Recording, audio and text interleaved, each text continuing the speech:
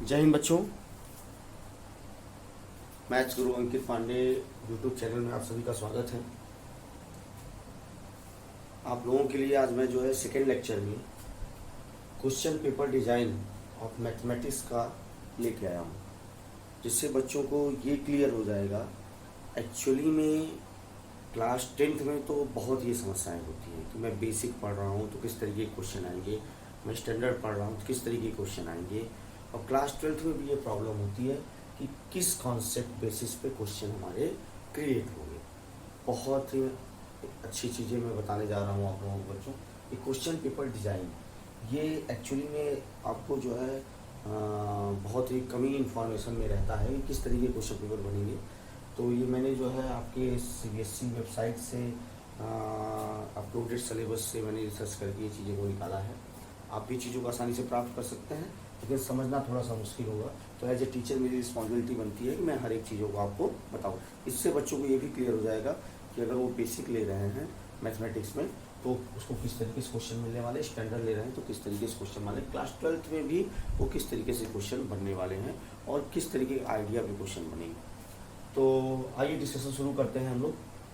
तो 9th and 10th इसी basis पे होगा, 11th एंड 12th इस बेसिस पे होगा। ठीक है स्टूडेंट्स। तो जो हमारा पहला जो कॉन्सेप्ट है, पेपर जो आउट ऑफ 80 का बनता है, जो पेपर हमारा आउट ऑफ 80 का बनता है वो पेपर मेनली 3 कॉन्सेप्ट पे डिवाइडेड होता है। 3 कॉन्सेप्ट। पहला जो कॉन्सेप्ट है रिमेम्बरिंग है, अंडरस्टैंडिंग है। रिमेम्बरिंग इन द सेंस यहाँ पे ये होता है स्टूडेंट्स कि previous knowledge, basic concept. Understanding क्या होता है कि आप फैक्ट्स को अंडरस्टैंड कर पा रहे हैं और उससे रिलेटेड चीज़ों को आप यूज कर पा रहे हैं, कॉन्सेप्ट से रिलेटेड चीज़ों को आप यूज कर पा रहे हैं। तो बेसिक में यहाँ से आपके 60 मार्क्स बनते हैं और स्टैंडर्ड में 43 और क्लास 11th और 12th में हमारे जो है 44 मार्क्स के क्वेश्चन बनते हैं। तो ये हमारे क्या है, अंडरस्टैंडिंग जो कॉन्सेप्ट हमने पढ़ा, जो सिलेबस हमने पढ़ा उसको हम समझ पा रहे हैं, और जो हमने प्रीवियस नॉलेज हमारी थी उससे जोड़ के चीज़ों को हम कर पा रहे हैं। अप्लाइंग बेसिक में 12 होता है, स्टैंडर्ड 19 होता है। अप्लाई में ये होता है कि जो आपने पढ़ा है वो आपको न्यू सिचुएशन में आप अप्लाई कर पा रहे हैं या नहीं कर पा रहे हैं, उससे रिलेटेड क्वेश्चन बनते हैं। यहाँ पे 12th में 20 मार्क्स के क्वेश्चन बनते हैं। एनालिसिंग सॉरी बच्चों की तबीयत डाउन है। एनालिसिंग, इवेल्युएटिंग एंड क्रिएटिंग, ये नई चीज़ जुड़ी मुझे लग रही है, बहुत ही अच्छी चीज़ें हैं। तो बेसिक में इसका 8 मार्क्स है, स्टैंडर्ड में 18 है और क्लास 12th में 16। एनालिसिंग, इवेल्युएटिंग और क्रिएटिंग का ओवरऑल जो कॉन्सेप्ट निकल के ये आता है कि आप चीज़ों को, अपने फैक्ट को एक दूसरे से जोड़ पा रहे हो कि नहीं कर पा रहे हो, उस फैक्ट को तोड़ पा रहे हो कि नहीं, ब्रेक कर पा रहे हो कि नहीं, चीज़ें समझ में आ रही है कि नहीं आ रही है, किस तरीके से हमें पढ़ना है। जैसे हमने कोई भी कॉन्सेप्ट पढ़ा, ये कॉन्सेप्ट किस बेसिस पे आया, इसका क्या हमारे डेली लाइफ में यूज है, आप ब्रेक कर पा रहे हो नहीं कर पा रहे हो, ये पूरा इन्हीं 3 कॉन्सेप्ट में होता है। एनालिसिस, इवेल्युएटिंग और क्रिएटिंग। एनालिसिस करो, इवेल्युएट करो, फिर उससे क्रिएट करो।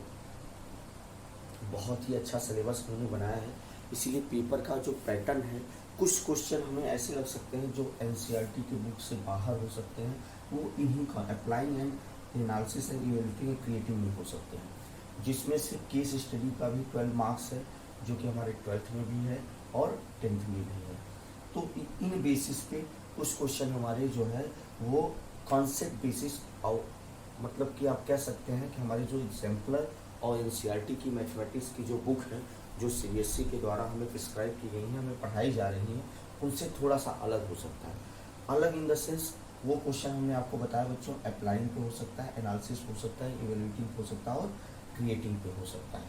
तो बहुत ही छोटी सी जानकारी थी जो आप लोगों के लिए मैंने प्रस्तुत की, लेकिन अगर इसको आप समझ पाएँ तो यहाँ से देखिए कि जो बेसिक और स्टैंडर्ड में डिफरेंस यहाँ से आता है कि remembering and understanding, previous knowledge और जो करंट अंडरस्टैंडिंग है उस पर बेसिक पे 60 मार्क्स हैं, स्टैंडर्ड में 43 मार्क्स हैं। 10th में बच्चों यही डिफरेंस है, जिससे कि बेसिक और स्टैंडर्ड अलग होते हैं। ये जानना आप लोगों के लिए बहुत ज़रूरी था। और 12th में हमारे 44 मार्क्स हैं रिमेम्बरिंग एंड अंडरस्टैंडिंग से, और अप्लाइंग से 20 मार्क्स हैं। तो अप्लाई करना, हमारी नॉलेज कहीं कहीं अप्लाई करना, डेली लाइफ में ले आना बहुत ज़रूरी होता है। इसलिए स्टूडेंट ये सारी चीज़ें अलग अलग कोर कॉन्सेप्ट्स पे डिफाइन है। 3 मेनली कॉन्सेप्ट्स हैं जिनको हमें समझना बहुत ज़रूरी है। अगर क्वेश्चन के पढ़ते के दौरान, चैप्टर पढ़ने के दौरान अगर इन 3 बातों का अगर हम लोग ख्याल रखेंगे बच्चों, तो आप जान लीजिए चैप्टर अगर आप पढ़ रहे हैं, उस चैप्टर को आप अंडरस्टैंडिंग ले आइए, उसको अप्लाई करिए, उसको एनालिसिस करिए, इवेलुएट करिए, फिर क्रिएट करिए समथिंग न्यू, तब हम समझ पाएंगे कि उस चैप्टर का पूरा हमारा पेपर से डिजाइनिंग कॉन्सेप्ट से क्लियर हो रहा है, जोड़ पा रहे हैं हम, तो हम पेपर में 100% मार्क्स गेन कर पाएंगे। तो पढ़ना ही अलग नहीं है, इन इन इन इन जो हमारे कॉन्सेप्ट्स हैं इसको हम अंडरस्टैंड कर पा रहे हैं, चीज़ों को समझ पा रहे हैं, इसको अप्लाई कर पा रहे हैं, इस पे अगर हम जोड़ के देख पाते हैं, चीज़ों को समझ पाते हैं कि किस तरीके से हमें इन सारी चीज़ों को ले आना है, अपने कॉन्सेप्ट में ले आना है, जिससे कि हम चीज़ों को समझ पाएँ।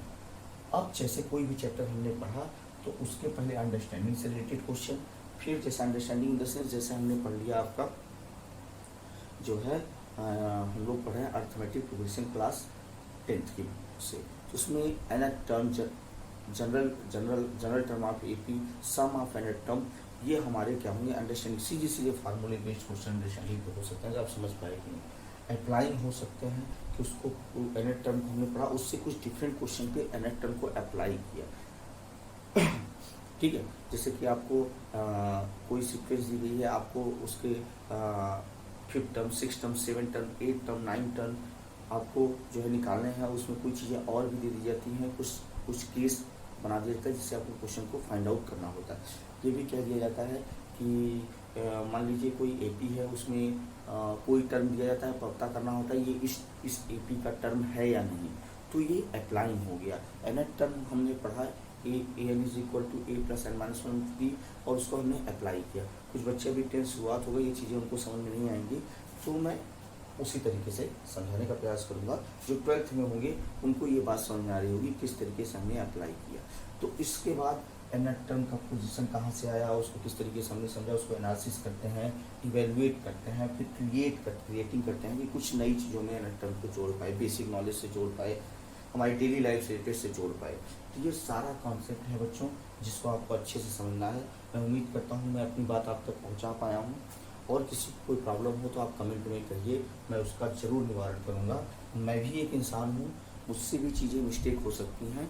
अगर कुछ आपको लगता है कि कुछ चीज़ें कमियां हैं तो आप जताएंगे तो मैं ज़रूर सुधारने का प्रयास करूँगा, और आप लोगों के लिए नई नई चीज़ें लेके आऊँगा।